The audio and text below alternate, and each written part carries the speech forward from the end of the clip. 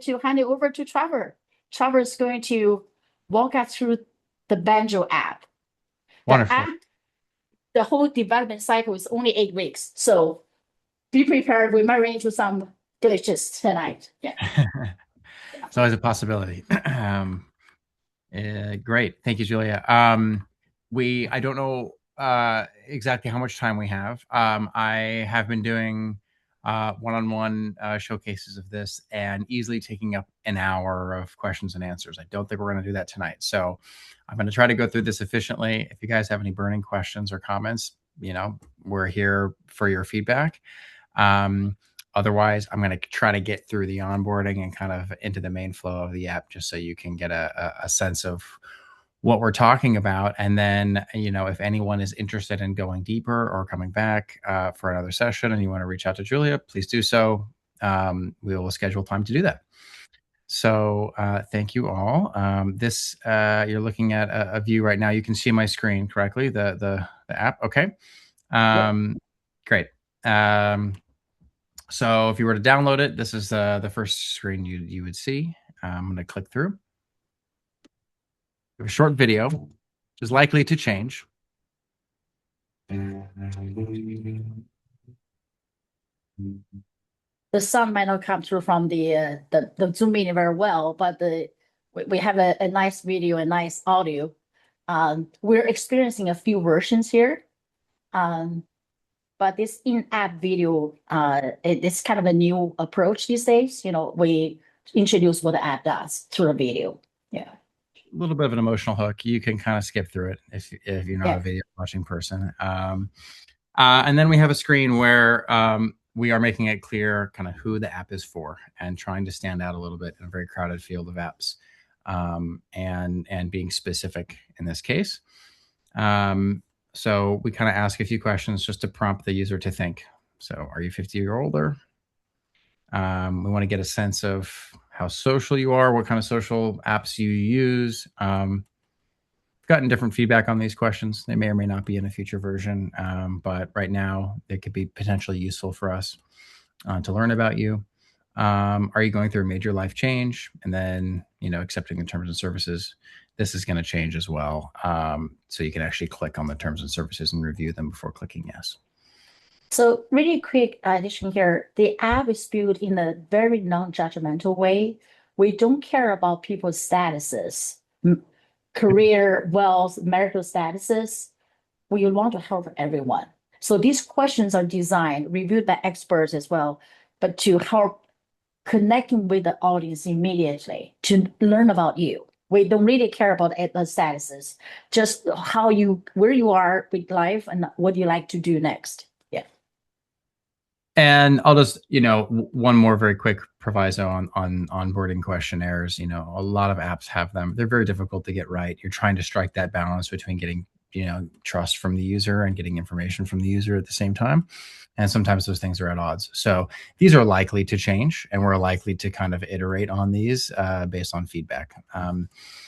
But moving on, we're going to start asking some more personal questions. Are you currently experiencing any real life transitions? And we list a number of sort of critical life transitions that somebody might be going through, in a midlife context, major career change or job loss, potentially dealing with health issues with your spouse or partner, et cetera. I'm just going to select answers randomly as we go here. We might get some funny results, but you'll get the sense of it. We ask again for your birth year. Just going to pick one here. We have another one of our attention-getting. I like that. You calculate how many weeks you have left if you're in the second part of your life. Some people might see this a little depressed, but the message is here. You could, if we plan them out well, you could still live a very fulfilling life. I almost want to know, because I would almost want to know, you've lived X number of weeks. Great idea. You have X number of weeks to go to proportionally give you a sense of urgency around being intentional. I like that. Are you using average age of 77. We use that for now, but we also know in general, people live longer. That's the data we got from last year, but we could also make, I know people in general living longer as well.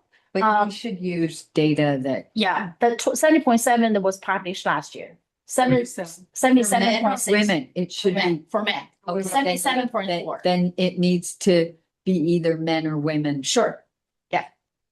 We do. Is it great suggestions there? I love the proportionality comment. I think that could really add some context here. Yep. We've had a comment in the past. Is every time we do it, we get something to work with. I know a comment from a previous interview was if we could actually add some more diagnostic information in here, like maybe just gender, maybe some simple lifestyle questions even here to make this even more accurate. We want to be careful. We're not a medical diagnostic app. That's not what we're doing, right? See Badia nodding her head here. So we don't want to, we don't want to get into HIPAA violations and that sort of thing. But I think it's compelling. It certainly, I think right now is accomplishing the goal of waking you up a little bit and being shocking. So let's keep going. I'm ready to transform. Okay, so this is pretty typical of a lot of apps.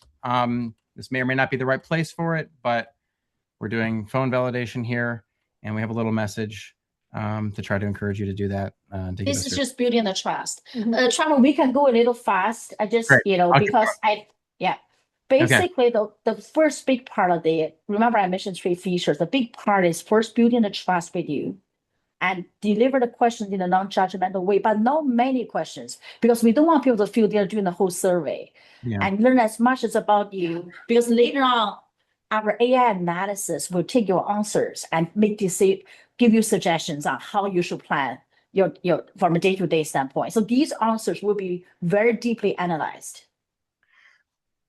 Who do you most wish you were spending more quality time with? Carol, do you have a comment? And when they're analyzed, like it's based on what kind of database? Is it like journals from psych?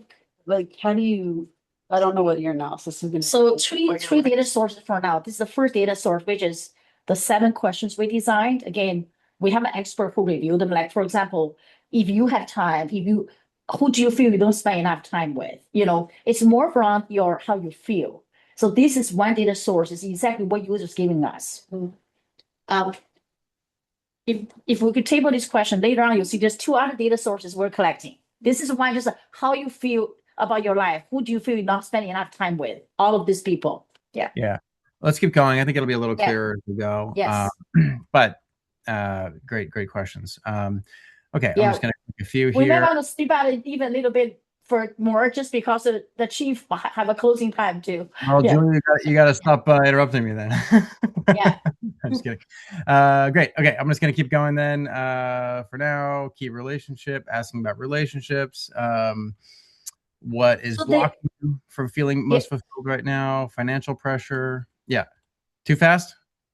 This is good. It's basically we're asking 7 questions on how you fulfill your lives are. But we don't ask any of your financials, your job, anything, just how you feel at this stage of your life in terms of how fulfilled that you feel. Nice. It's nice. Good. Question about giving back. So how would you like to give back? This is a question that occurs later in life. Community involvement. Okay, I'll keep going. Like leaving the world a better place. Yeah. Exactly. People might have different feelings about that. So now we come to a critical screen. Again, it's a little bit challenging. It's asking the user simply to define their ideal balance in life. And we break it into 7 categories right now: work, family, health, hobbies, friends, giving back, and spirituality. Now, a lot of people might define these differently. But I think, based on feedback, these are covering a pretty orthogonal dimensions, we think, in somebody's life. And you can play around with this as you're going through and think about it. And that's what we're trying to get you to do, is think, about your life. And some people ask questions, as you may have spinning through your head right now, about what does this mean in terms of hours or weeks. It's a little bit abstract. But, we can set these. Let's say right now I want to spend about a quarter of my time on work, maybe fifth of my time on family. And now I see, wow, I really only have this much time, 11% left to split on all these other things. Okay, I guess I better spend 8% on health. You get the idea. So once I'm satisfied with this, I can then continue. This is the second data source. You define how you want to live your life, right? You first, yes. I was gonna say, the maths, right? Like there's only 100%. It always add up. Yeah. Okay. So that's the auto calculator. We make We people don't make make people sure. add. So a lot of people had to reflect. So that screen is also help you to reflect. Yeah. A lot of people spend 3 minutes on a screen and say how I actually want to live, right? But you can change it. Yeah. We encourage people to review it every 3 to 6 months. Yeah. We had a version earlier that made you add it up, and people didn't like that. So now it forces you to stay in 100%. You need a pie chart. Oh, we have one. This is a Okay. pie chart. Yep. But It's you very hard. Donut hole, I get it. It's very you're used to hard kinda- to yeah. navigate. Like it's a long list. Yes. Below there's a User lot. experiences. Yeah. Yeah. I would agree. I felt some people might not want to scroll down that much. I think that's a good feedback. Yeah. But I I think agree. that they narrowed it down to like 7 categories, like almost like 7 days of the week, because people like, what if you don't have family? What if it's just you? What if you're single? And I've met people like that where they were estranged. Parent. You- Or yeah. you have. Well, cousins. family is a bigger. So that's why I'm just saying I understand Sure.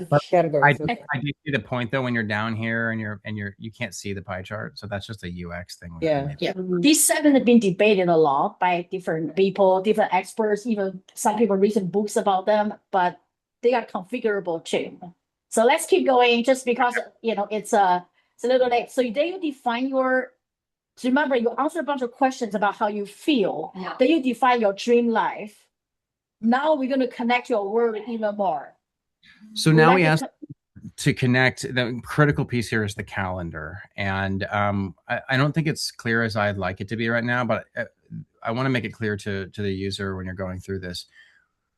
When we connect your calendar, and I'm going to connect my real calendar for a second as we go through this here, the AI is actually reading everything on my calendar now. It's categorizing A everything. bit scary. Yes. I know. That's the number 1 feedback we got. Yeah. Scary. What are you doing with my data? Yeah. Where does it end up? Yeah. My life is my calendar. Correct. And I'm not sure I would feel super, you would have to build a lot of trust with me. Yes. And I have not built up enough trust to give you that. I agree. I don't have one calendar. Can actually separate work calendar from my We can. calendar. So you may see different personas, Yeah. you know. We have different persona on the calendar definition. The trust has come up a lot. We do have a new set of trust and user screens designed. These are all very good feedback. We support multiple calendars. But to answer Carol's original question, we first ask you how you feel, right? Yeah. Then no judgmental, right? Just how you feel. And then we say, define your life, right? You reflect, you Your define ideal life. the ideal life. Then we look at your calendar, assuming you trust it. Not just calendar with 2 more pieces of data. We look at exactly how you live your life. Yeah.